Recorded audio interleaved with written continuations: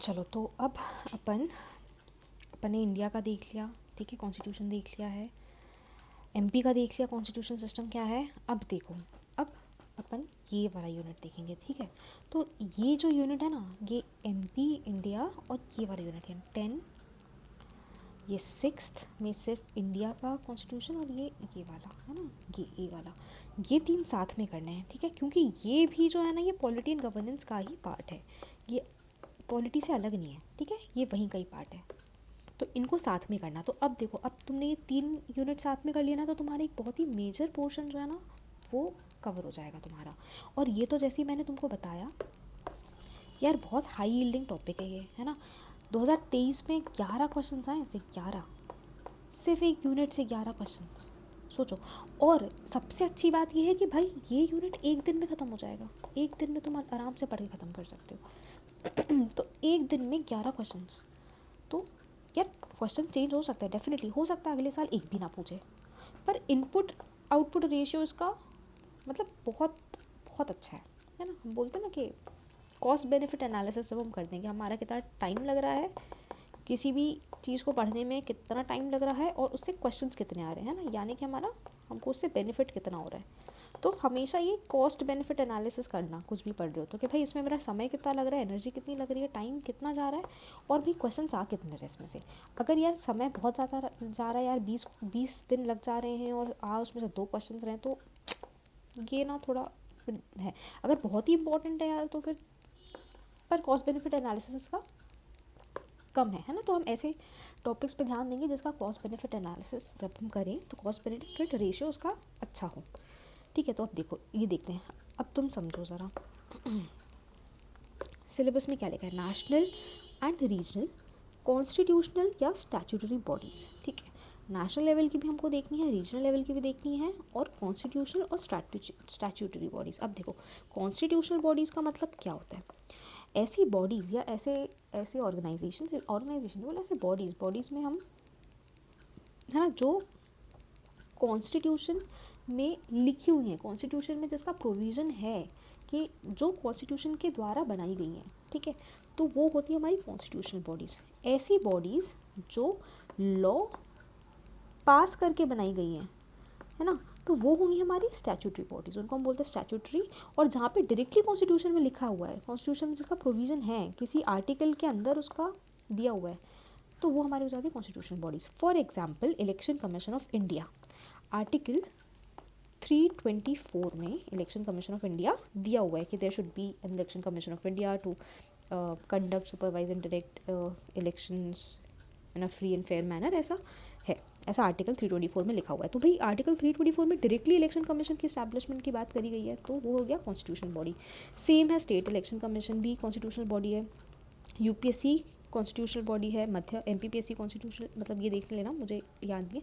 CAG constitutional body है ना, CAG का आर्टिकल याद नहीं आ रहा मुझे, नीति। अब देखो, अब तुम ना इनमें से तुमको सबसे पहला काम क्या करना है, ये चीज़ पता करनी कि भाई कॉन्स्टिट्यूशनल कौन सी है, स्टैट्यूटरी कौन सी है, कौन सी ऐसी बॉडीज़ है जो कॉन्स्टिट्यूशन में सीधा प्रोविज़न है जिसका, और कौन सी ऐसी बॉडीज़ हैं जो लॉ के थ्रू बनाई गई हैं।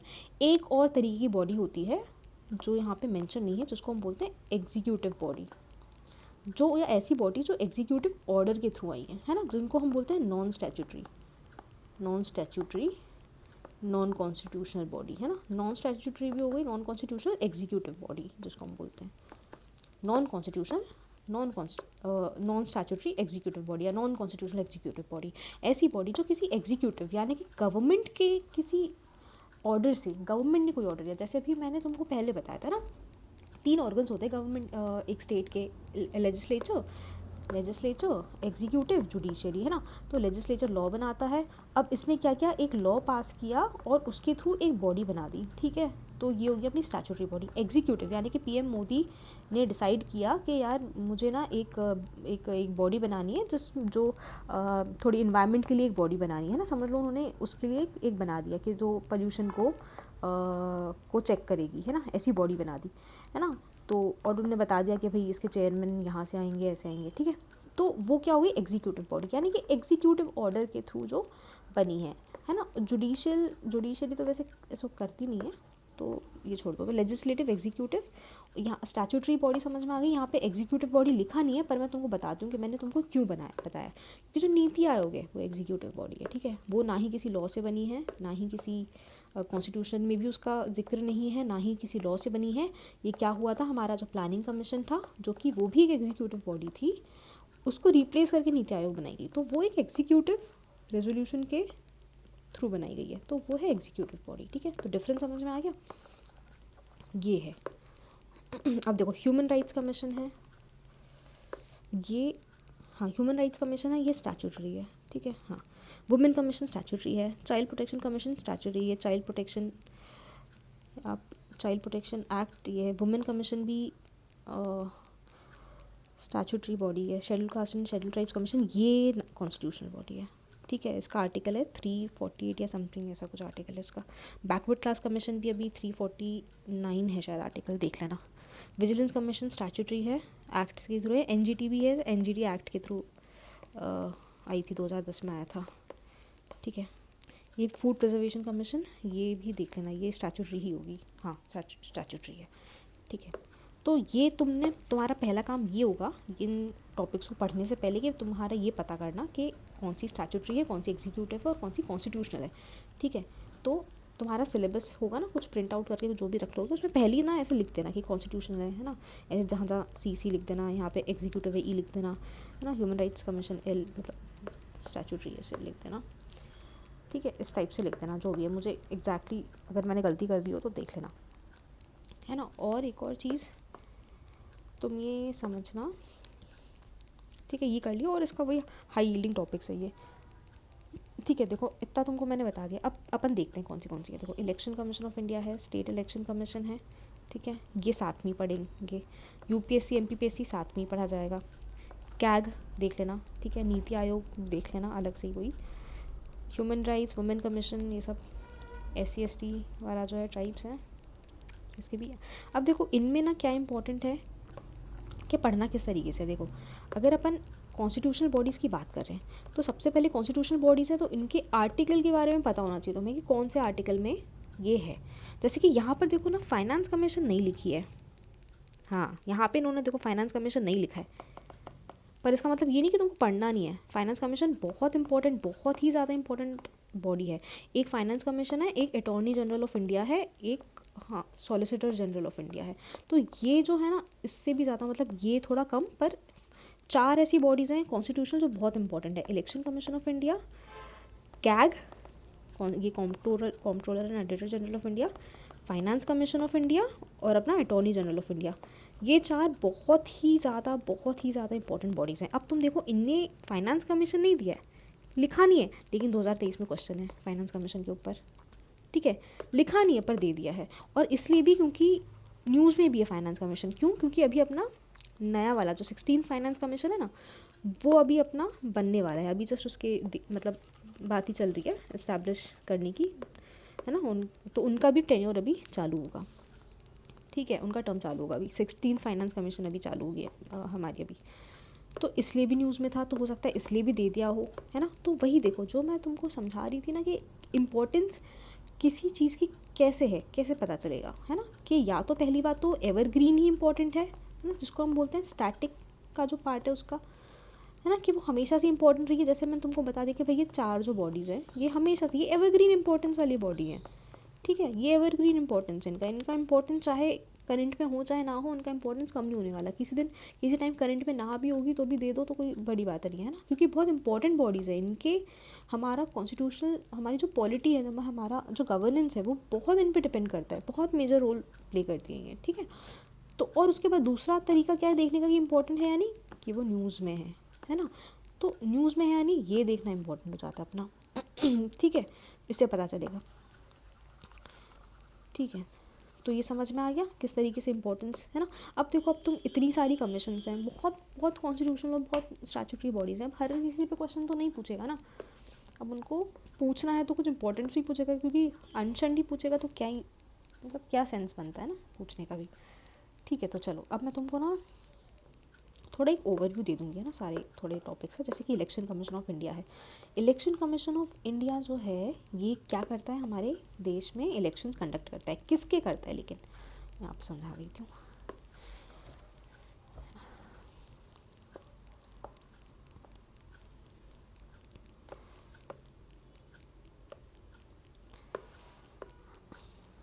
जो इलेक्शन कमीशन ऑफ इंडिया है हमारा, वो इलेक्शंस कंडक्ट कराता है ना, नाम से ही पता चलता है, ठीक है। इसमें 3 मेंबर्स होते हैं, ठीक है। उसमें से एक होता है हमारा चीफ इलेक्शन कमिश्नर और बाकी 2 हमारे होते हैं इलेक्शन कमिश्नर्स, ठीक है। 3 मेंबर्स होते हैं। जो डिसीजंस लिए जाते हैं वो मेजॉरिटी वोटिंग के बेसिस पे लिए जाते हैं, है ना। 3 लोग हैं, वोट करेंगे तीनों, है ना, और जो मेजॉरिटी जो जैसा वोट रहेगा उस हिसाब से डिसीजंस लिए जाएंगे। ऐसा नहीं होता कि चीफ इलेक्शन कमिश्नर लिखा है तो ये इन दोनों से ऊपर है, नहीं, सेम ही है, बस इसके लिए कि भी एक कोई होना चाहिए हेड, तो उसके लिए बस हम ऐसे देते हैं, ठीक है। ये हो गया, ठीक है। इलेक्शन कंडक्ट कराता है, बहुत इंपॉर्टेंट है कि किसके इलेक्शन कंडक्ट कराता है, तो 2 के, लोकसभा के, राज्यसभा के, प्रेसिडेंट के एंड वाइस प्रेसिडेंट के, ठीक है। और दूसरा ये हो गया अपना सेंट्रल लेवल पे, ठीक है। और दूसरा स्टेट लेजिस्लेटिव असेंबलीज की कंडक्ट कराते हैं इलेक्शंस, ठीक है। ये बात तुम ध्यान रखना, गवर्नर जो होता है ना उससे कोई इलेक्शंस नहीं होते हैं। गवर्नर को इलेक्ट नहीं किया जाता है, गवर्नर को अपॉइंट किया जाता है। गवर्नर को इलेक्ट नहीं करते हैं, गवर्नर को अपॉइंट करते हैं। अपॉइंटमेंट का मतलब क्या है कि सेंट्रल गवर्नमेंट आती है, बोलती है कि ये जो स्टेट है मध्य प्रदेश, इसका ये गवर्नर होगा, हमने तुमको अपॉइंट कर लिया, ठीक है। प्रेसिडेंट के लिए क्या करते हैं, प्रेसिडेंट के लिए कि भाई इतने कैंडिडेट्स हैं, इसमें से सब वोट करेंगे किसको कौन सा चाहिए, ठीक है। अब प्रेसिडेंट का इलेक्शन बहुत इंपॉर्टेंट है, बहुत बहुत ज़्यादा इंपॉर्टेंट है कि क्या प्रोसीजर है उसमें, है ना, जैसे प्रोपोर्शनल रिप्रेजेंटेशन लगता है। तो मैं वो और देख लेंगे कि क्या किस तरीके से कौन से एरियाज़ एक टॉपिक से कवर करने हैं, पर ये ब्रॉडर चीज़ मैंने तुमको बता दी, ठीक है। इलेक्शन कमीशन ऑफ इंडिया जो है वो इनके सेंट्रल पे, है ना, सेंट्रल लेवल पे इनके इलेक्शन कंडक्ट कराता है ना, एंड स्टेट लेजिस्लेटिव असेंबली के इलेक्शंस कराता है, ठीक है। कौन कराता है वो, अपना इलेक्शन कमीशन ऑफ इंडिया, ठीक है। ये थोड़ा ओवरव्यू बता दिया मैंने। अब जो अपना स्टेट इलेक्शन कमीशन है, स्टेट इलेक्शन कमीशन है, वो स्टेट के इलेक्शंस नहीं कराता, स्टेट के इलेक्शंस नहीं कराता, क्योंकि स्टेट के इलेक्शंस तो इलेक्शन कमीशन ऑफ इंडिया ही कराता है, ठीक है, दोनों कराता है। वो किसे कराता है, पंचायती राज के, पंचायती के और म्यूनिसिपैलिटी के, उनके भी तो इलेक्शंस होते हैं ना भाई, पंचायती वार्ड इलेक्शंस होते हैं ऐसे, है ना। तो ये लोकल लेवल पे जो इलेक्शंस होते हैं ना वो कराता है। अब जो तो ये जो स्टेट इलेक्शन कमीशन है ये भी पहले नहीं था, है ना, पहले तो इलेक्शन कमीशन ऑफ इंडिया ही था। ये जो स्टेट इलेक्शन कमीशन है ना, ये जब 73rd और 74th अमेंडमेंट हुआ था ना, तो उसी टाइम पे ये स्टेट इलेक्शन कमीशन भी वहीं पर, जैसे आर्टिकल 243 है ना, पंचायती और म्यूनिसिपैलिटीज़ के लिए जो है आर्टिकल 243 है।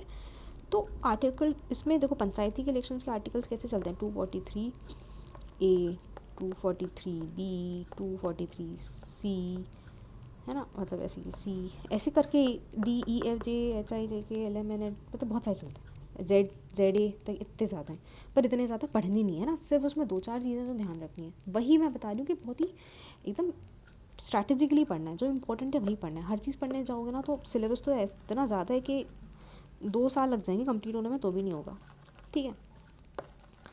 चलो, तो स्टेट इलेक्शन, अरे यार, स्टेट इलेक्शन कमीशन किसे कराता है ये बता दिया तुमको मैंने, पंचायती और इसकी इलेक्शंस कराता है, ठीक है। तो ये स्टेट इलेक्शन कमीशन।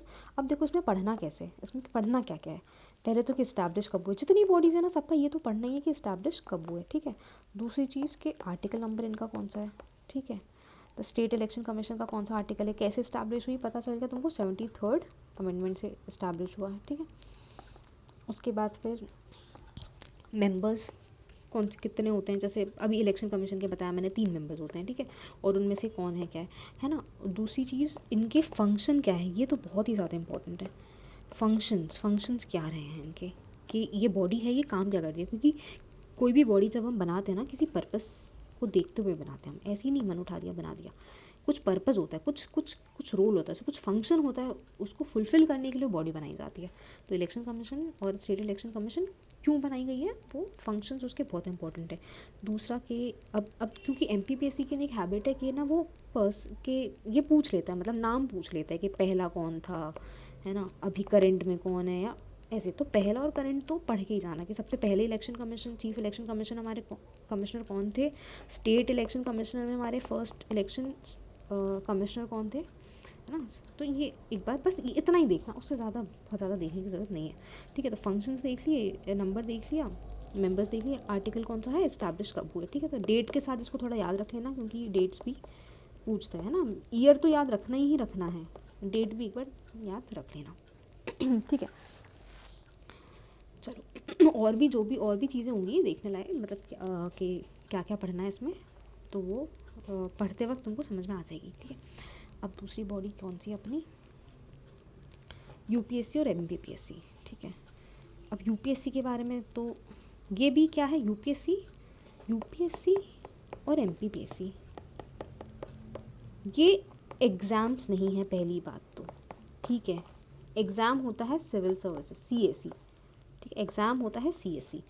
ये है बॉडीज़ जो एग्ज़ाम्स को कंडक्ट करती हैं, ये एग्ज़ाम कंडक्टिंग बॉडीज़ हैं, ठीक है। एग्ज़ाम्स नहीं है ये, हम मतलब बोलचाल की भाषा में हो जाते हैं, बट ये एग्ज़ाम कंडक्टिंग बॉडीज़ है, ये रिक्रूटमेंट बॉडीज़ हैं। ये वो बॉडीज़ हैं जिनको गवर्नमेंट ने ये फंक्शन दे के रखा है कि भाई हमको जो है हमारे काम चलाने के लिए हमको कुछ लोग चाहिए रहेंगे, तो वो लोग जो हैं वो आप हमको चुन के दे दो, ठीक है। आप अपना जो भी जिस तरीके से भी आपको चुनना, आपको एग्ज़ाम कराना है, आपको इंटरव्यू कराना है, आपको जो करना है कर लो, पर हमको कुछ गवर्नमेंट चलाने के लिए कुछ लोग लगेंगे, तो वो आप दे दो हमें, ठीक है, चुन के दे दो। तो रिक्रूटमेंट बॉडी है ये, ठीक है। अब यूपीएससी जो है अब इसमें भी फिर वही क्या पढ़ना है, देखो मेंबर्स पढ़ने, कितने मेंबर्स रहते हैं, इस्टेब्लिश कब हुआ, ठीक है, फर्स्ट भाई चेयरमैन जो होगा वो कौन था, फिर इसमें अमेंडमेंट्स वगैरह क्या हुए हैं, थोड़ा उसके बारे में नॉलेज, ठीक है, इस टाइप की चीज़ें, ठीक है। चलो ये पढ़ लिया। और एक और चीज़ बहुत इंपॉर्टेंट है, ध्यान रखना कि ये ना हैबिट है थोड़ा इसकी, यूपीएससी की बोलो एमपीपीएससी की बोलो, कि कोई बॉडी इस्टेब्लिश हुई है ना, उसको ना कुछ कुछ सालों के इंटरवल पे ना वो उसकी इंपॉर्टेंस बढ़ जाती है। जैसे कि भाई अभी इस्टेब्लिश हुई है ना, तो पूछ ही लेंगे, समझ लो उसको 5 साल हो गए, फिर 5वें साल क्वेश्चन हो जाएगा, 10 साल हो गए 10वें साल क्वेश्चन हो जाएगा, हो सकता है 20वें साल पे भी हो जाए क्वेश्चन, है ना, 25 साल पे क्वेश्चन होगा, 50वें साल पे क्वेश्चन हो जाएगा, है ना, 100th ईयर होगा तो उस पर क्वेश्चन आ जाएगा। तो अब समझ में आया कि बॉडीज़ की इंपॉर्टेंस या किसी भी चीज़ की इंपॉर्टेंस कैसे पता लगती है। ये भी एक तरीका है, या तो वही करंट में हूँ, और अगर ये बात है, अगर उसको 5 साल हुए, 10 साल हुए, 25 साल हुए, 50 साल हुए, तो करंट में तो होगा ही वो। तो फिर बातें क्योंकि चलने लग जाती, न्यूज़ में बातें होने लग जाती कि भाई ये इस साल है ना, ये है।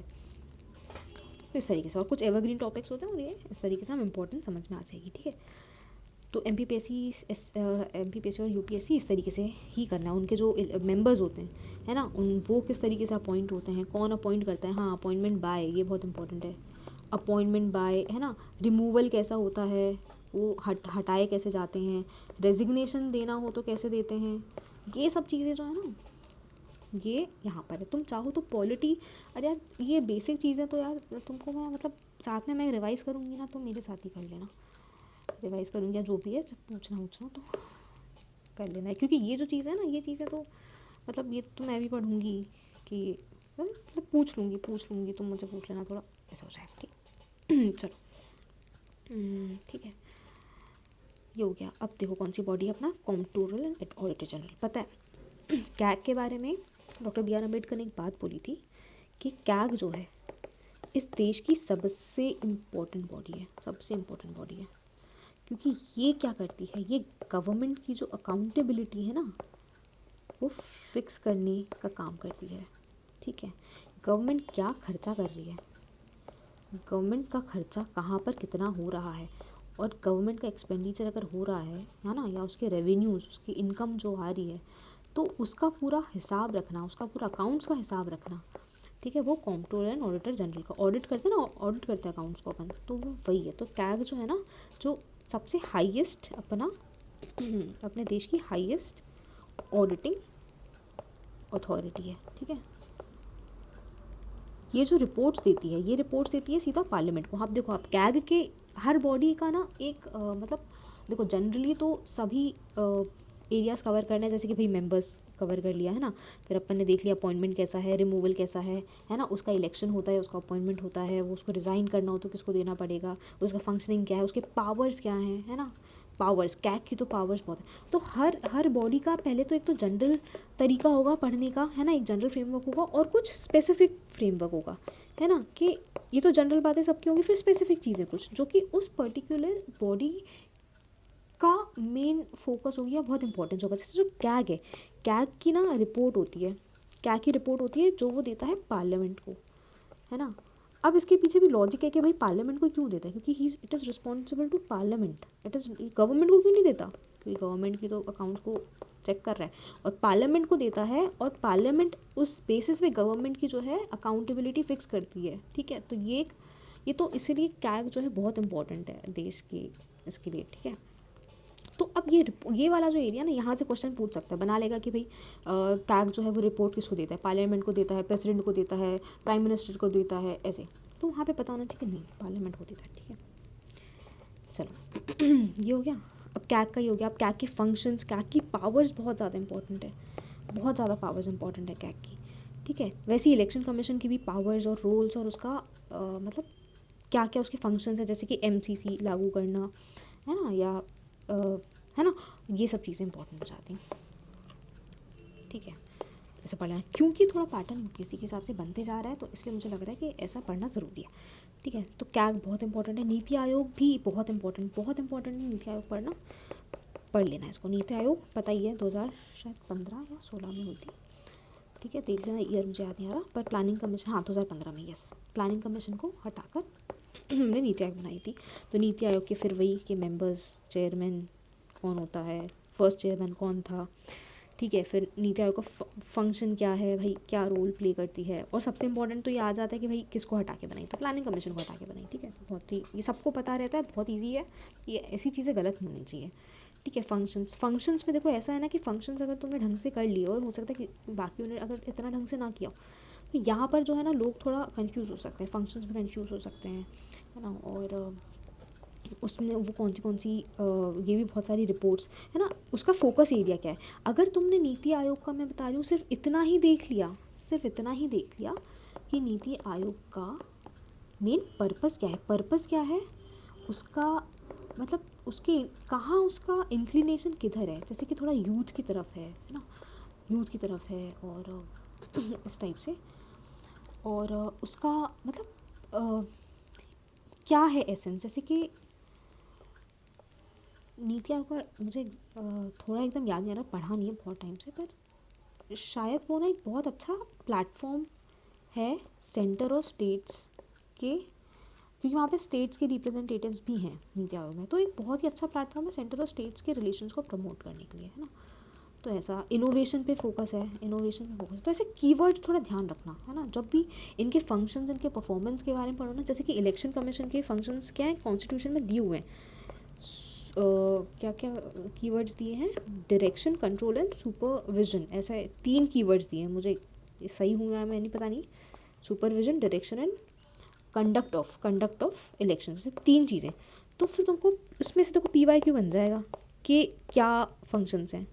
अब उसमें ना ऐसे ऑप्शंस भी हो सकता है वो दे दे जो सिमिलर लगे, है ना, कि भाई क्या है, लेकिन अगर कॉन्स्टिट्यूशन में कोई कीवर्ड्स दिए ना तो सबसे ज़्यादा इंपॉर्टेंट हो जाते हैं, फिर वो तो छोड़ना ही नहीं है, ठीक है। तो उसको अच्छे से एकदम दिमाग पे चिपका लेना है अपन ने, ठीक है। चलो ये समझ में आ गया। नीति आयोग थोड़ा सा इसलिए ऐसा देख लेना, ये चीज़ें कर लेना। देखो फिर क्या है, ह्यूमन राइट्स कमीशन है, human rights commission, women's commission, child protection commission, ये सब स्टैट्यूटरी बॉडीज़ हैं, ठीक है। अब देखो जो ये तो अपन अभी तक तो अपन ने देखी कॉन्स्टिट्यूशनल बॉडी, ठीक है। अब स्टैट्यूटरी बॉडीज़ में क्या है ना, सबसे पहली चीज़ तो ये पता होनी चाहिए स्टैट्यूटरी बॉडीज़ में कि कौन से लॉ के थ्रू आई हैं। जैसे कि अभी चाइल्ड प्रोटेक्शन, जैसे चाइल्ड कमीशन बना है ना, तो भाई क्योंकि चाइल्ड कमीशन उसको स्टैट्यूटरी बॉडी बोलते हैं इसलिए क्योंकि वो किसी लॉ के थ्रू बना है, तो भाई कौन से लॉ के थ्रू बना है, तो लॉ तो पता ही होना चाहिए ना। तो वो इन सब के जितनी भी बॉडीज़ है ना, ये देखो ये वाला ठीक है, information commission, vigilance commission, NGT, तो इन सब के एक्ट्स पता होने चाहिए। ठीक है, कौन सा एक्ट के थ्रू और वो एक्ट कब आए हैं ना, ईयर भी कब आए हैं, कौन सा एक्ट के थ्रू इस्टेब्लिश हुए हैं, और उनके फिर वही चीज़, फंक्शंस क्या हैं, है ना, रोल क्या है, काम क्या है, एरिया ऑफ फोकस कहाँ पर है, ये सब ऐसे मतलब हर एक के लिए ना कम से कम 10 पॉइंटर्स तुम्हारे पास ऐसे रटे होने चाहिए तुमको, है ना, 10 11 15 पॉइंटर्स हर एक टॉपिक पे रटे होने चाहिए। ठीक है, कि इतना तो आना ही चाहिए, कि इतना आएगा तो ठीक है, इतना तो बनना ही चाहिए। ठीक है, ये है। ठीक है, अब देखो अभी आगे की देखो, अभी जैसे कि ये है schedule caste and schedule tribes commission and backward classes commission, ये है कॉन्स्टिट्यूशन बॉडीज़। ठीक है, कॉन्स्टिट्यूशन बॉडीज़। अब ये जो है ना, ये जैसे बैकवर्ड क्लास कमीशन है, ये पहले स्टैट्यूटरी थी। ठीक है, 1992 में या 1991 में, इसी के अराउंड 93 में, जब अपना इंदिरा सोहनी का केस था 1992 का, हाँ, उसके बाद बनी थी 1993 में। ठीक है, और वो कैसे बनी थी, पहले स्टैट्यूटरी थी, पहले लॉ के थ्रू बनी थी। अभी ही रिसेंटली बैकवर्ड क्लास कमीशन को कॉन्स्टिट्यूशनल स्टेटस दिया है, यानी कि अब जाके ऐसा हुआ है कि कॉन्स्टिट्यूशन में एक आर्टिकल डाला है और उसमें बोला है कि ठीक है ये कमीशन रहेगी। ठीक है, वरना पहले सिर्फ लॉ के थ्रू आई थी। अब ना इसका बहुत इंपॉर्टेंस होता है कि कोई एक बॉडी है जो पहले लॉ के थ्रू आई है सिर्फ, और एक बॉडी जो कॉन्स्टिट्यूशन में है, उसका कॉन्स्टिट्यूशनल इम्पोर्टेंस दे देना, मतलब वो एकदम आपने उसको बहुत उसको ऐसा आपने ऐसा स्टेटस दे दिया जिसका अगर वायोलेशन होता है तो सीधा जो है आप कॉन्स्टिट्यूशन को वायलेट कर रहे हो, और कॉन्स्टिट्यूशन को वायलेट करना यानी, है ना, वो तो आप लॉ ऑफ द लैंड को वायलेट कर रहे हो, तो वो उसको उस हिसाब से रहेगा। तो ये इम्पोर्टेंस होता है किसी भी चीज़ को, और ये लाते कैसे, है ना, कोई भी चीज़ कॉन्स्टिट्यूशन में कैसे लाई जाती है, कॉन्स्टिट्यूशन अमेंडमेंट के थ्रू, है ना। तो कॉन्स्टिट्यूशन को अमेंड किया था आर्टिकल अमेंडमेंट 103 था शायद, देख लेना, 103 अमेंडमेंट एक्ट के थ्रू इसको लेकर आया था। अब देखो, अब ये इंपॉर्टेंट हो जाता है फिर बैकवर्ड क्लास कमीशन के लिए कि भाई ये बना था, इस्टेब्लिश पहली बात तो कब हुआ, है ना, कैसे इस्टेब्लिश हुआ, कौन सा अमेंडमेंट था। अब ये अमेंडमेंट इंपॉर्टेंट हो गया, है ना, अभी अपन ने देखा था इंपॉर्टेंट अमेंडमेंट्स, तो इस कमीशन के कंटेक्स्ट में ये अमेंडमेंट अब इंपॉर्टेंट हो गया, है ना। तो अब ये पता होना चाहिए कि भाई हाँ ये अमेंडमेंट के थ्रू आया था। तो ऐसी 10-15 चीज़ें ना सबके बारे में पता होनी चाहिए। तो schedule caste and schedule tribes commission, ये भी कॉन्स्टिट्यूशनल कमीशन है, ये भी पहले से ही नहीं थे शायद, ये भी बाद में डाले गए हैं जब हमने कॉन्स्टिट्यूशन 19, अब ये भी पता होना चाहिए कि क्या ये बाद में डले हैं, हमारा कॉन्स्टिट्यूशन कब बना था, 1947 में, सॉरी 1949 में जो है हमारा बन के तैयार हो गया था 26 नवंबर को, है ना, साइन वाइन सब हो गया था, लेकिन जो पूरी तरीके से लागू कब हुआ था, 1950, है ना, 26 जनवरी को लागू होना स्टार्ट हो गया था। ठीक है, तो यहाँ पर जब ये लागू हुआ था तभी ओरिजिनल कॉन्स्टिट्यूशन में ही था, या भाई उसको बाद में डाला है, अमेंड करके डाला है ना, या अमेंड करके डाला है। तो ये चीज़ भी देखना बहुत ज़रूरी है बॉडीज़ में, है ना, और ये चीज़ तुमको पता होगी ना, तो यार होनी चाहिए पता, ये चीज़ें एज देंगी। ठीक है, ऐसी चीज़ें पता होनी चाहिए। ठीक है, अब ये हो गया देखो SC ST वाला, और ये क्योंकि ये जो बॉडीज़ है ना, ये पहले ओरिजिनली नहीं थी, जैसे कि अभी इलेक्शन कमीशन था, ओरिजिनल कॉन्स्टिट्यूशन में था, स्टेट इलेक्शन कमीशन तो नहीं था, ये तो बाद में अमेंडमेंट, ये भी देखे जैसे अमेंडमेंट के थ्रू आया, तो पता होना चाहिए। UPSC MPPSC ये ओरिजिनल कॉन्स्टिट्यूशन में था, है ना, कैग ओरिजिनल कॉन्स्टिट्यूशन में था। तो ये चीज़ें, ये भी एक एस्पेक्ट है इन टॉपिक्स को पढ़ने का। ठीक है, ठीक है, अब देखो ये इंफॉर्मेशन कमीशन, विजिलेंस, NGT, ये सब जो है ना, ये वाली चीज़ें, ये स्टैट्यूटरी हैं, ये भी लॉ के थ्रू आई हैं, और ये ना बिल्कुल अभी रीसेंट, मतलब ये वाली जो ये इंफॉर्मेशन कमीशन है, ये इंफॉर्मेशन कमीशन का ऐसे इस्टेब्लिश हुई, RTI एक्ट था 2005 का, है ना, RTI एक्ट, उससे इंफॉर्मेशन कमीशन इस्टेब्लिश हुआ। विजिलेंस वाला प्रिवेंशन ऑफ करप्शन एक्ट, हाँ याद है, प्रिवेंशन ऑफ करप्शन एक्ट। ठीक है, विजिलेंस कमीशन उससे इस्टेब्लिश हुआ। NGT पता ही है, NGT एक्ट था, नेशनल ग्रीन ट्रिब्यूनल एक्ट 2000 10 में, ठीक है, हो गया। अब फिर वही इसके, अब वही देखना है तुमको कि भाई क्या फंक्शंस हैं इसके। अब ये देखना है कि भाई ये इनके क्या फंक्शंस हैं, है ना, क्या रोल हैं, क्यों इस्टेब्लिश किए थे, एनजीटी का क्या क्या फंक्शन है एनजीटी के, ठीक है, क्या उसका क्या एरिया ऑफ जुरिस्डिक्शन क्या है ना। थोड़ा ट्रिब्यूनल के बारे में तुम समझना कि ट्रिब्यूनल और हाई कोर्ट्स में क्या फ़र्क है, ठीक है। जैसे ट्रिब्यूनल देखो, ट्रिब्यूनल और कोर्ट्स में क्या फ़र्क है ना, ये थोड़ा इसको समझना, ठीक है। तो एनजीटी एक्चुअली वो बॉडी है, वो एक ट्रिब्यूनल है। ट्रिब्यूनल एक्चुअली होती है क्वाज़ाई जुडिशियल, यानी कि होती वो जुडिशरी टाइप का ही काम करती है, जैसे सुप्रीम कोर्ट हाई कोर्ट जो काम करते हैं, लेकिन क्वाज़ाई जुडिशियल बोलते हैं उसको, ठीक है। पूरी तरीके से जुडिशियल जो नहीं होती हैं, क्योंकि उसमें एडमिनिस्ट्रेटर्स भी होते हैं जो एज जज रहते हैं, ठीक है। ये हो गया, जजेस भी होते हैं पर मतलब एक थोड़ा सा अलग है, इसे देख लेना, ठीक है। तो ये क्या करती है, इन्वायरमेंटल जो भी कंसर्न्स होते हैं, इन्वायरमेंटल इश्यूज होते हैं ना, उस पे ये अपना फैसला सुनाती है, ठीक है। जो भी इश्यूज होंगे इन्वायरमेंट रिलेटेड, उस पे ऑर्डर्स देती है कि भाई ये इस पे बैन कर देना। वो जैसे कि कभी हाँ, जैसे एनजीटी ने बैन कर दिया था दिल्ली में जो फटाके फूटते हैं ना, फटाके होते ठंडी के टाइम पे, दिवाली के टाइम पे, तो एनजीटी ने बैन कर दिया था कि नहीं, फटाके नहीं फोड़ना है ना, ग्रीन क्रैकर्स यूज़ करना है, ये सब। तो ये काम करती है एनजीटी। विजिलेंस कमीशन क्यों है, प्रिवेंशन करप्शन को रोकने के लिए। अब विजिलेंस कमीशन में अब तुमको ये देखना है कि भाई कौन सी अथॉरिटीज़ हैं, कौन सी ऑफिसेज हैं जो इसके अंदर आती है विजिलेंस में, है ना, कि किसके ऊपर कार्रवाई हो सकती है, किसके ऊपर नहीं हो सकती। इन्फॉर्मेशन कमीशन के लिए तो बहुत इंपॉर्टेंट है। अब इन्फॉर्मेशन कमीशन देखो, सेंट्रल इन्फॉर्मेशन कमीशन भी होता है जिसको हम सीआईसी बोलते हैं, है ना, और स्टेट इन्फॉर्मेशन। आई 1 मिनट है, 2 मिनट आई।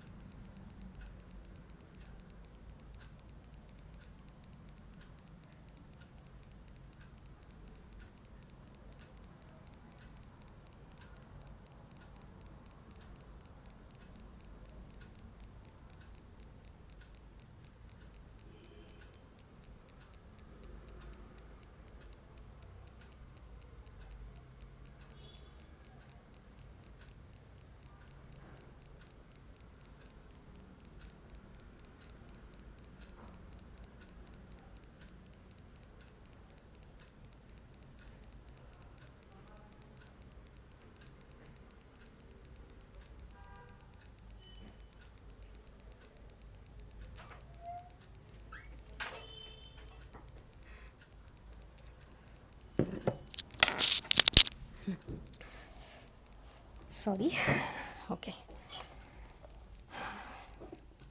चलो कहाँ थी मैं, हाँ। तो इन्फॉर्मेशन कमीशन में 2 हैं, सीआईसी एंड एसआईसी। तो अब इनके मेंबर्स के बारे में, है ना, कितने होते हैं, क्या पावर्स हैं, है ना, कब इस्टेब्लिश हुआ, सीआईसी कब हुआ, एसआईसी खैर तो ये इसी टाइम पर हुआ होगा,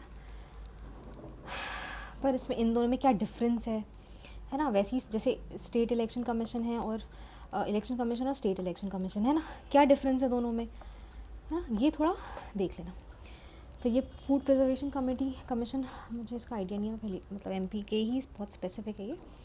तो इसके बारे में पढ़ लेना। अब ये है स्टैट्यूटरी, तो भाई कौन सा एक्ट के थ्रू किया है, इसकी पावर्स क्या है क्या है। अब देखो यहाँ लिखा है एक्सेट्रा एक्सेट्रा। अब इसमें एक्सेट्रा में तो कितनी चीज़ें आ जाएंगी जो इन्हें लिखी नहीं है। जैसे कि अब देखो फाइनेंस कमीशन नहीं लिखा था, पूछ लिया, ठीक है। तो अब ये जो चीज़ है ना, ये अब तुम उन्हें लिख तो दिया एक्सेट्रा, वो कुछ भी पूछ ले, लेकिन पढ़ना अपन को वही है जो इम्पोर्टेंट है और जिसकी प्रोबेबिलिटी ज़्यादा है पूछने की, ठीक है। अब देखो तुमको मैं ले जाती हूँ ना क्वेश्चन की तरफ। क्वेश्चन देखे तो तुम वो हो जाओगे, एकदम चौंक जाओगे कि यार क्या। देखो ये देखो लिटरली 11 क्वेश्चन हैं, 11 नहीं 10 क्वेश्चन है, ठीक है।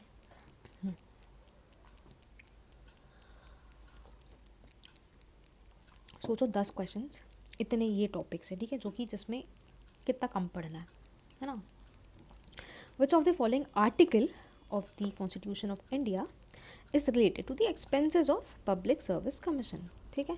बस ये पूछा है कौन सा आर्टिकल में पब्लिक सर्विस कमीशन का जो एक्सपेंडिचर है उसका क्या है आर्टिकल, ठीक है। तो अब ये पढ़ लेना है ना, बाकी मैं बता देती हूँ।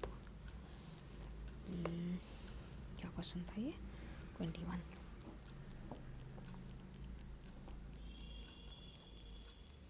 सी आंसर इसका, ठीक है, 322। तो अब तुमको क्या करना रहेगा ना कि जो जब भी कॉन्स्टिट्यूशनल बॉडीज़ पढ़ोगे, कॉन्स्टिट्यूशनल बॉडीज़ पढ़ोगे तो क्योंकि उसमें कॉन्स्टिट्यूशन में मेंशन्ड है, तो उस कॉन्स्टिट्यूशन का जो आर्टिकल्स है ना, आर्टिकल्स तुमको देखना है, आर्टिकल्स पढ़ने हैं तुमको कि कहाँ से कहाँ तक है। जैसे तुमको मैं कॉन्स्टिट्यूशन ऑफ इंडिया भी दिखा देती हूँ, ठीक है, और क्लैरिटी आ जाइए।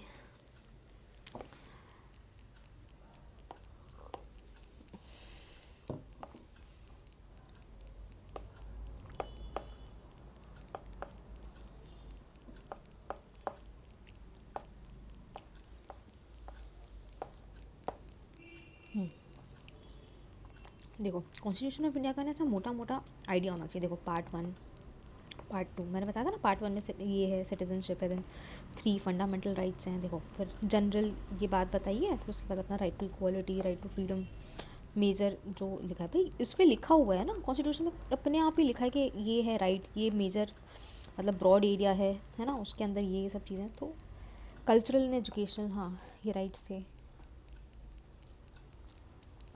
ये भी राइट्स हैं बट ये थोड़े डेप्थ में है, तो इतना मत पढ़ना क्योंकि फंडामेंटल राइट्स ही बोले हैं, ठीक है। तो मेजरली तो पहले ये पढ़ना, ठीक है, राइट टू कॉन्स्टिट्यूशन रेमेडीज, ठीक है। ये हो गया। खैर है तो ये पूरी फंडामेंटल राइट्स, पर ये थोड़ा इतना वो नहीं आता ना, पूछेंगे तो यहाँ से ज़्यादा पूछेंगे।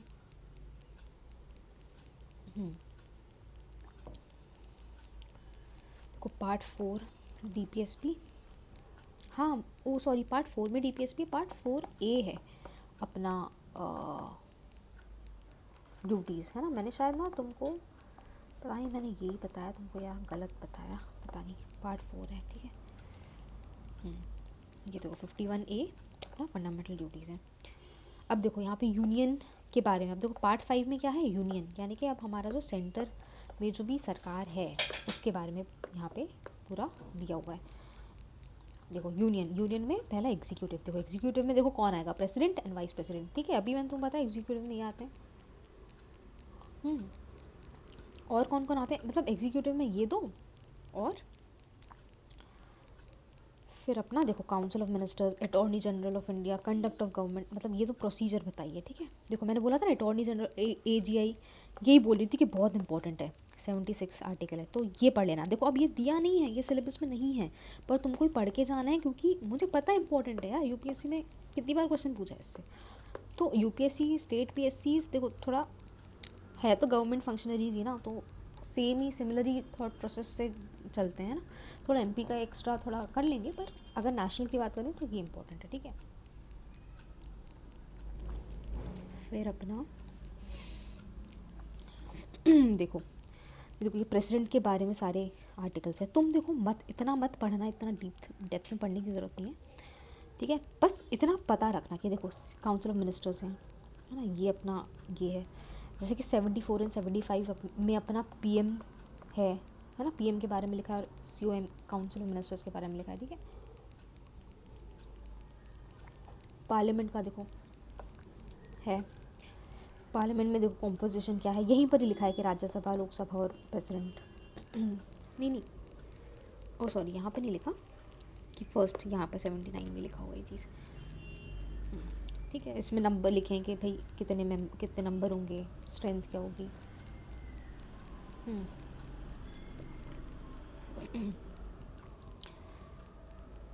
ठीक है,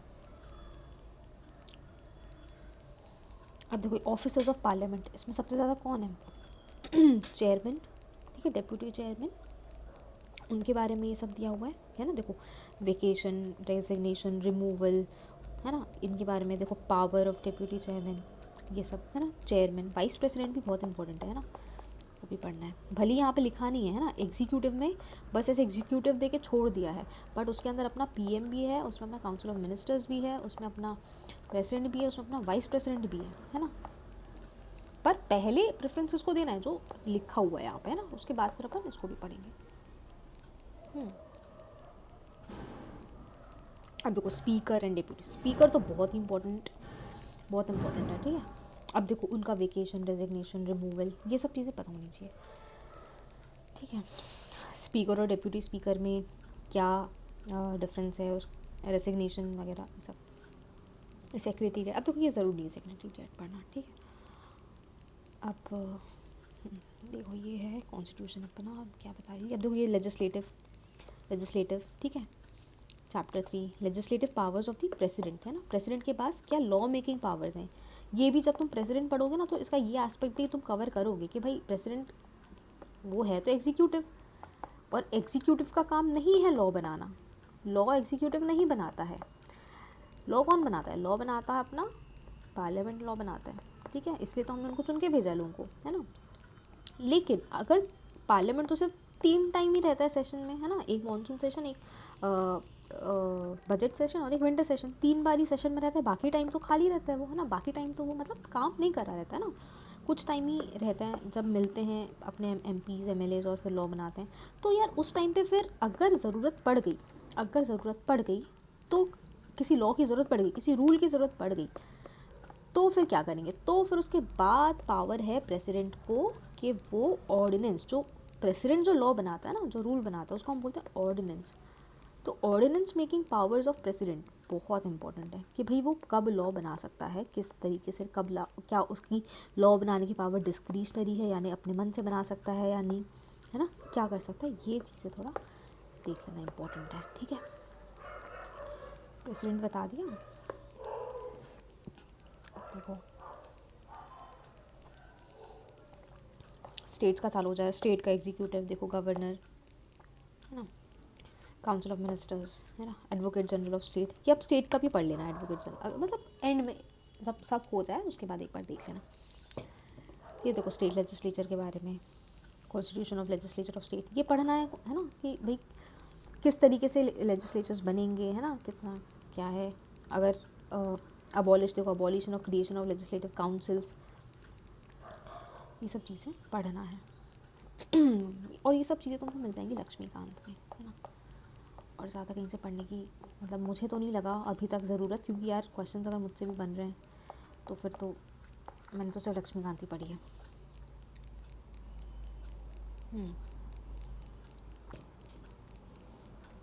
डिस्क्वालिफिकेशन बहुत इंपॉर्टेंट होता है मेंबर्स का, ठीक है। अब देखो यहाँ पे जुडिशरी भी दिया हुआ है आर्टिकल 244 नहीं 224 में,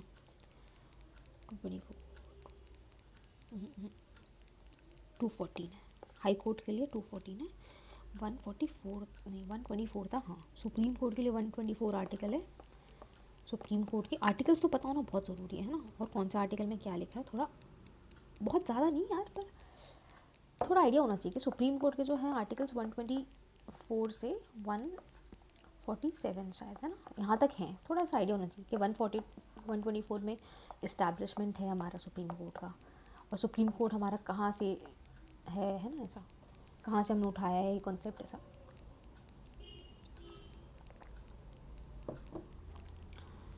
ठीक है, अब देखो पंचायत का पार्ट 9 में ये पता होना चाहिए कि पंचायत कौन से पार्ट में आता है।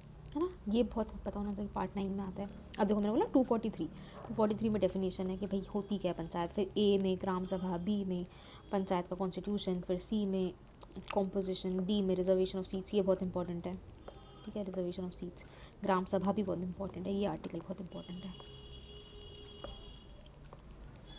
ठीक है। फिर उसके बाद ड्यूरेशन भी बहुत इंपॉर्टेंट है, डिस्क्वालिफिकेशन तो नहीं पर ये भी, ठीक है।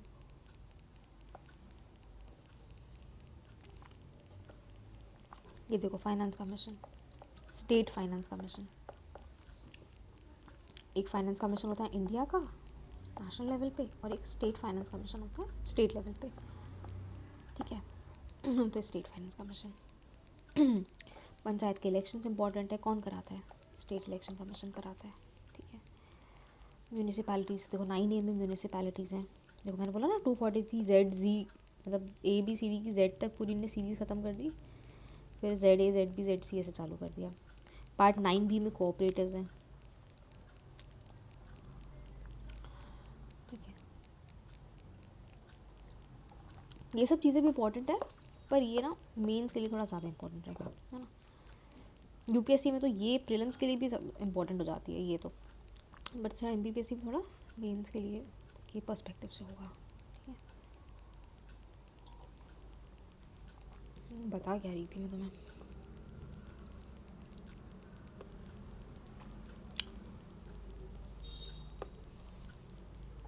मैं कुछ आर्टिकल बता रही थी, कहाँ क्या,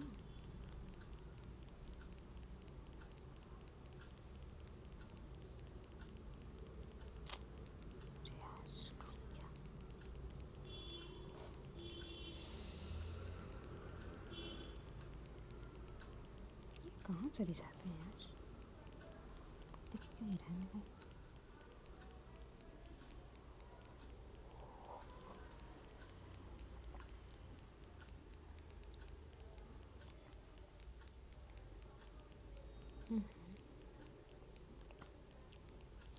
अच्छा यहाँ होगा, डेट के हिसाब से, इसके हिसाब से किया हुआ है।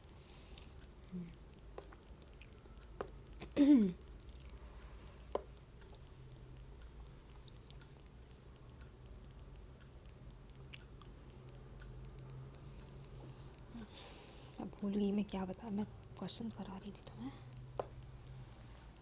हाँ मैं ये बता रही थी ना 322 इसका है, तो अभी अपन 322 पे जाके देख लेंगे क्या है। 322 आर्टिकल ऑफ, देखो 322 देखो दिखा है, expenses of public service commission, ये देखो पब्लिक सर्विस कमीशन है ना। अब इसमें public service commission of union and the states, तो यूनियन के लिए यूपीएससी होगा, उसके लिए आर्टिकल कौन सा 315, स्टेट्स के लिए भी यही है, ठीक है।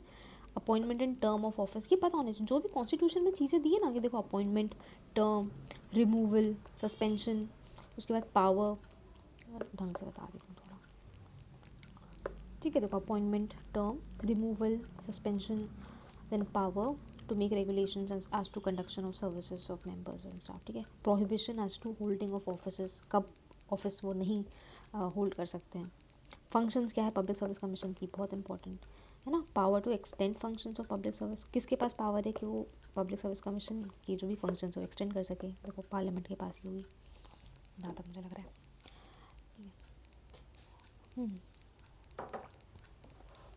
अब expenses of public service commission, reports of public service commission, ठीक है। तो अब ये जितने पॉइंट्स है, कितने पॉइंट्स हो गए, 1 2 3 4 5 6 7 8 9 10 11, अभी 11 पॉइंट्स तुम्हारे प्रिपेयर होने चाहिए।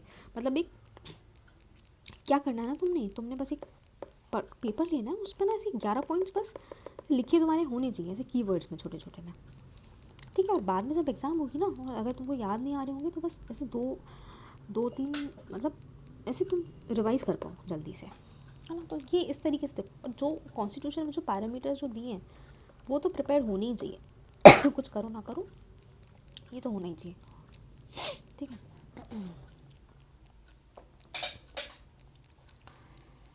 तो ये अब अपन को समझ में आ गया कि इम्पोर्टेंट चैप्टर है ना।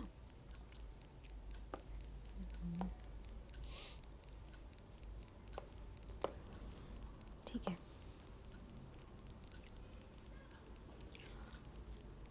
चलो अब आगे बढ़ते हैं।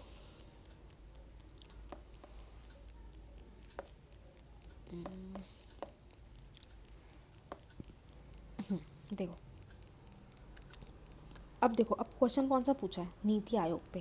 When was the new institution NITI Aayog constituted in the place of planning commission, कब हुई थी। मेन तो नीति आयोग पे ना यही क्वेश्चन रहता है कि भाई कब हुई थी, किसको रिप्लेस करके हुई थी, ठीक है। तो मुझे पता है 2015 में हुई थी, 1 जनवरी को ही हुई थी, ये सही आंसर होना चाहिए। चलिए बता देती हूँ, 22 नहीं सी है यार, देखो यहाँ गलत कर दिया मैंने, अरे नहीं सही सही तो सी है, 1 जनवरी, ठीक है। तो थोड़ा पढ़ा था, नीति आयोग वही पढ़ोगे तो पहले यही चीज़ कि कब कब इस्टेब्लिश हुई। अब और एक और चीज़ देखो ना यार, ये चीज़ इनने कितनी अच्छी करी, इतना दूर दूर दे के रख, मतलब नहीं दूर तो नहीं है, पर ये इतना 1950 दे के रखा है, ये 15 और 16, ठीक है। अब देखो यहाँ पे वो ट्रिक काम नहीं कर रही जो मैंने तुमको अभी बताई थी। अगर तुमको पता ना हो तो तुम यहाँ पे ये ट्रिक नहीं लगा सकते कि भाई 2014, 15, 16 ये पास पास में दिख रहा है और 1950 एक ऑड वन आउट हो गया, तो यहाँ पे मैंने इसको टिक कर दिया, ऐसा नहीं करना, ठीक है। ये सब चीज़ें ना तभी ही लगनी है जब तुम्हारा नॉलेज तुम्हारे पास कम पड़ रहा है। पहले तो अपनी तैयारी नॉलेज के बेसिस पे ही करनी है, सबसे अटमोस्ट चीज़ है कि नॉलेज इकट्ठा करना।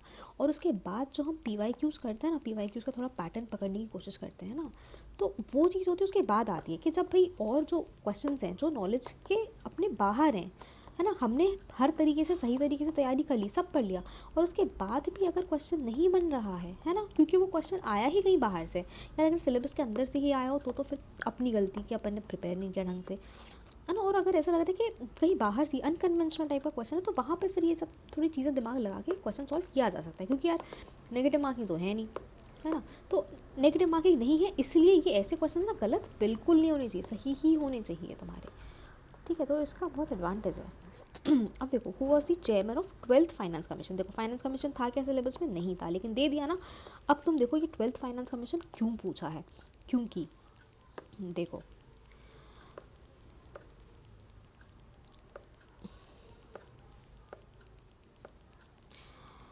देखो पहले तो आंसर पता चलेगा कि सी रंगराजन है, ठीक है।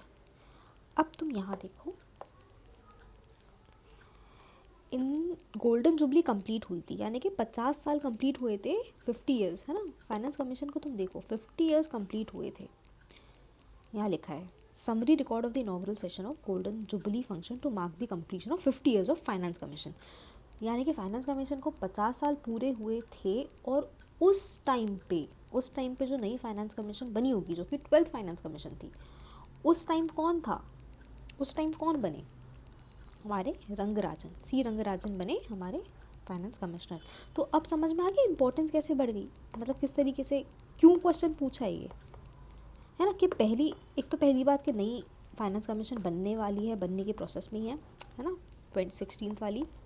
और दूसरी 12th वाली क्यों पूछ ली यार, क्यों, क्या उनको ज़रूरत पड़ी भाई। 12th वाले पे 50 साल कंप्लीट हुए थे हमारे फाइनेंस कमीशन की इस्टेब्लिशमेंट को, ठीक है, इस वजह से पूछा है, ठीक है। चलो, तो इसका आंसर है रंगराजन। अब देखो, अब तुमको ना ये भी पता होना चाहिए भाई, ये जितने नाम है ना इनको से छोड़ नहीं देना है, इनके बारे में पता करना है कि ये लोग कौन थे, इनके नाम दिए क्यों हैं, है ना। वरना उठा के तो कोई भी नाम दे दे, बट ये खुसरो जो है ये कौन थे, विजय केलकर कौन है, रेड्डी कौन है, और इनका कहाँ, इनका कनेक्शन कहाँ पर है, अभी चाहो अब भी कर लेते तेरे को, तो पैटर्न थोड़ा कहीं तो कुछ तो समझ में आएगा।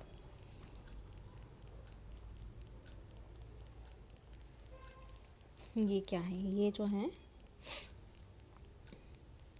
ये तो डिप्लोमेट थे।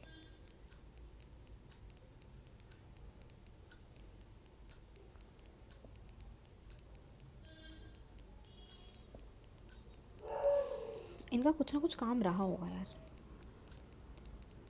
हाँ ये देखो समझ में आया, ये देखो यहाँ लिखा हुआ है chairman of 11th finance commission, है ना। 11th फाइनेंस कमीशन के चेयरमैन थे ये, इसलिए इनका नाम दिया हुआ है। अब देखो ऐसे ही तो नहीं दे देंगे, है ना। अब तुमको PYQ से ही पता चल गया, तुमको एक्स्ट्रा अलग से कुछ पढ़ने की ज़रूरत पड़ी क्या, नहीं ना। PYQ करके ही समझ में आ गया कि 11th फाइनेंस कमीशन जो था उसके चेयरमैन अपने ये थे। अब देखो अब क्या है, विजय केलकर, विजय केलकर कमेटी भी है, एक तो कमेटी है, ये लोग ना ऑलरेडी बहुत इम्पोर्टेंट फाइनेंस कमीशन पर्सनालिटीज़ रहे हैं, इस वजह से इनको लिया जाता है हर जगह। कौन से फाइनेंस कमीशन थे?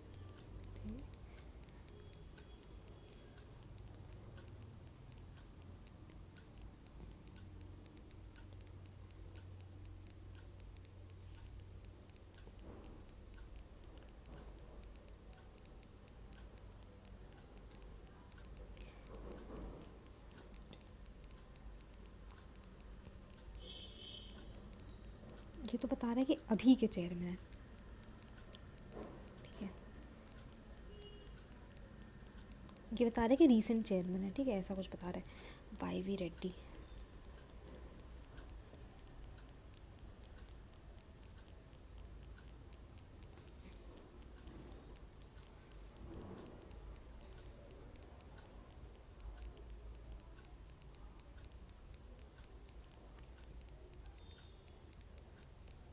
विच finance,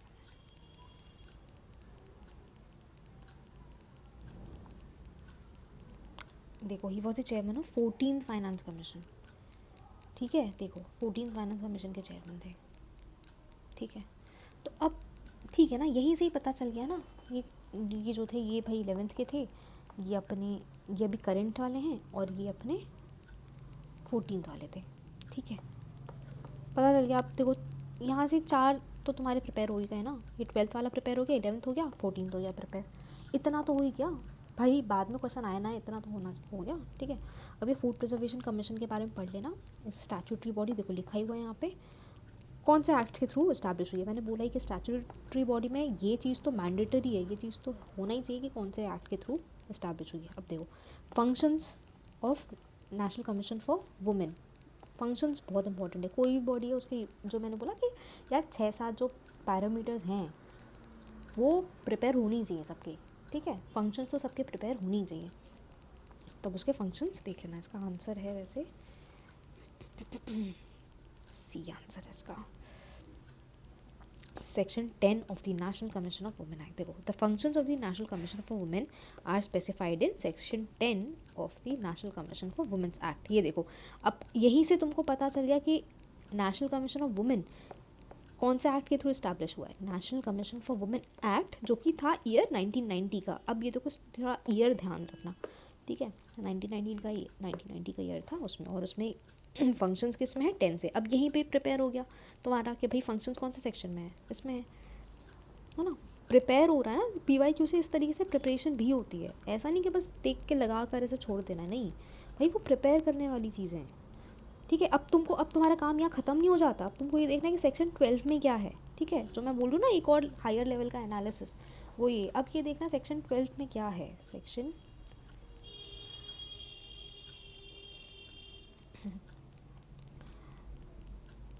women commission, section 12 national commission of women.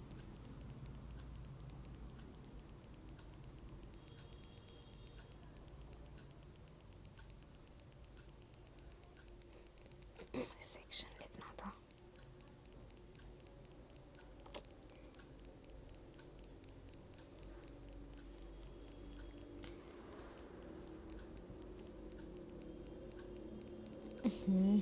क्या है। 2 मिनट रुक जाओ, अभी पता चल जाएगा। थोड़ा यहीं पर एनालिसिस हो जाएगी तुम्हारी।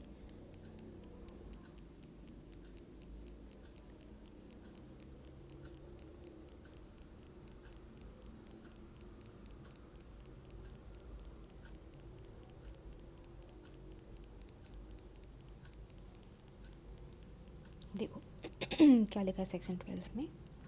The commission shall maintain proper accounts and other relevant records, prepare an annual statement of accounts in such form as may be prescribed by the central government in consultation with the CAG, ठीक है। ये है, ये section 12 है। पता चल गया section 12 यहीं कहीं हो गया प्रिपेयर। और अब तुमको ये भी पता चल गया कि भाई सेक्शन 12 है इंपॉर्टेंट। क्या पता अगले साल सेक्शन 12 पे क्वेश्चन ही पूछ लें, तो ये पता होना चाहिए। जो ऑप्शंस है ना वो भी हमारे प्रिपेयर होने चाहिए।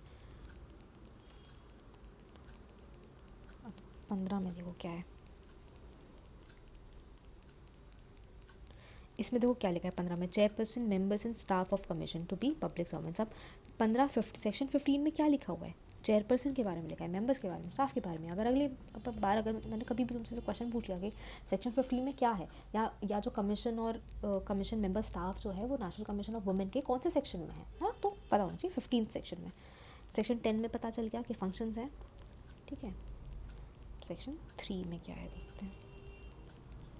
देखो क्या लिखा है, central government shall constitute a body to be known as national commission for women. अब देखो, to exercise the power conferred on and to perform the functions assigned to under this act. ये लिखा है सेक्शन 3 में क्या है कि central government ने एक बॉडी कॉन्स्टिट्यूट करनी है जिसको हम NCW बोलेंगे, ताकि to exercise the powers conferred on and to perform the functions assigned to under this act, ठीक है। स्टैट्यूटरी बॉडी है, कौन बनाएगा, सेंट्रल गवर्नमेंट बनाएगी, ठीक है। ये चीज़ पता होनी चाहिए ऐसे, ठीक है। तो सेक्शन 3 में क्या है भाई, कॉन्स्टिट्यूशन है। अब देखो ना, सेक्शन 12 भी तो इंपॉर्टेंट है ना, सेक्शन 15 भी इंपॉर्टेंट है, 3 भी इंपॉर्टेंट है, क्योंकि 3 में तो लिखा है कि भाई कॉन्स्टिट्यूशन है, कौन कॉन्स्टिट्यूट करेगा, गवर्नमेंट ऑफ इंडिया, ठीक है।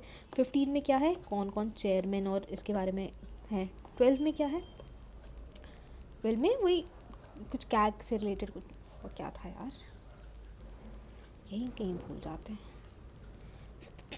अकाउंट्स, हाँ अकाउंट्स रखने की बात थी। अकाउंट्स रखने का मतलब क्या, कि भाई क्या आप खर्चा कर रहे हो, क्या आप एक्सपेंडिचर कर रहे हो। अब तुम देखो यार, यहाँ पर जो पब्लिक सर्विस कमीशन जो था उसके भी एक एक्सपेंडिचर वाला एस्पेक्ट पूछा था, है ना, कि खर्चा करने वाला एस्पेक्ट पूछा था उनने।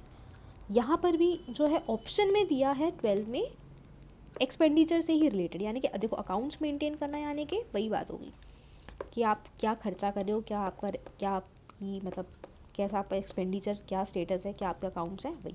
तो यानी कि थोड़ा एक्सपेंडिचर कहाँ हो रहा है उसका, उस पर फोकस है MPPSC का। तो वो चीज़ फिर हर इसमें जहाँ पे भी दिया हुआ है प्रिपेयर करना, ठीक है ना।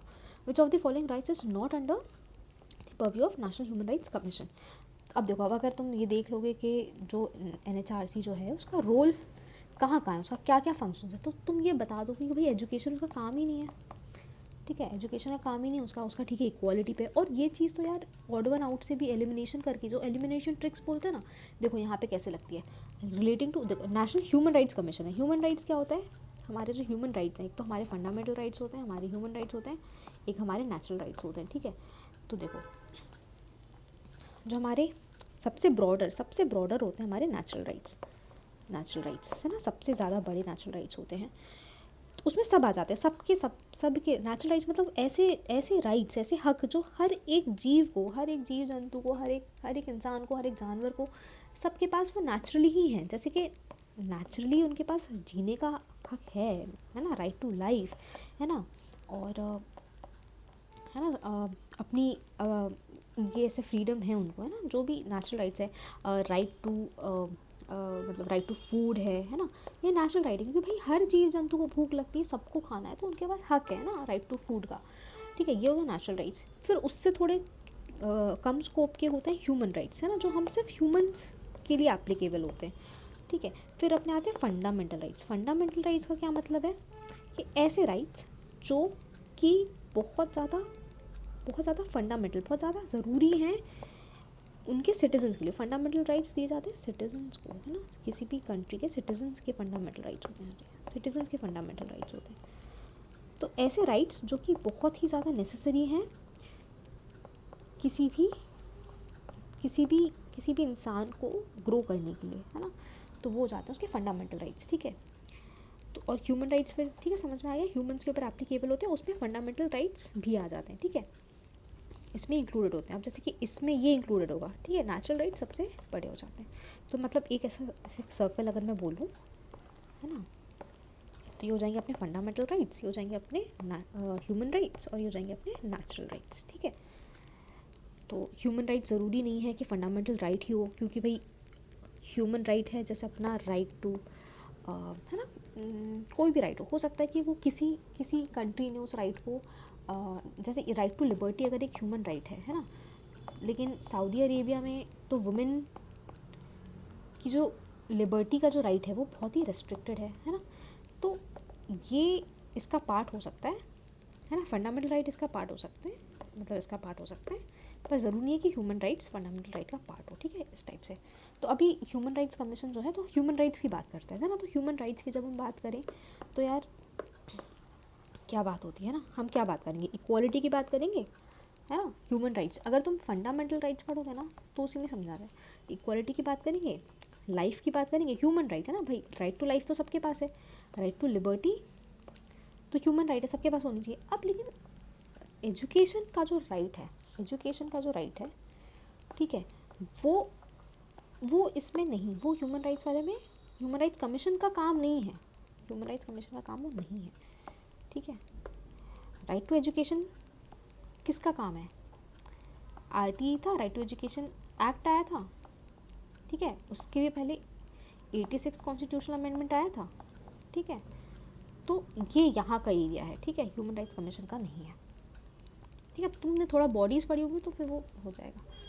अब देखो क्या पूछा है, total number of members and other chairperson of and vice chairperson of national commission for scheduled tribes, है ना, NCST में कितने मेंबर्स और कितने चेयरपर्सन होते हैं, ठीक है। आंसर अगर बताऊँ मैं 27, इसका आंसर है सी, ठीक है, 3 मेंबर्स होते हैं। तो ये अब देखो मेंबर्स वगैरह ढंग से प्रिपेयर कर लेना।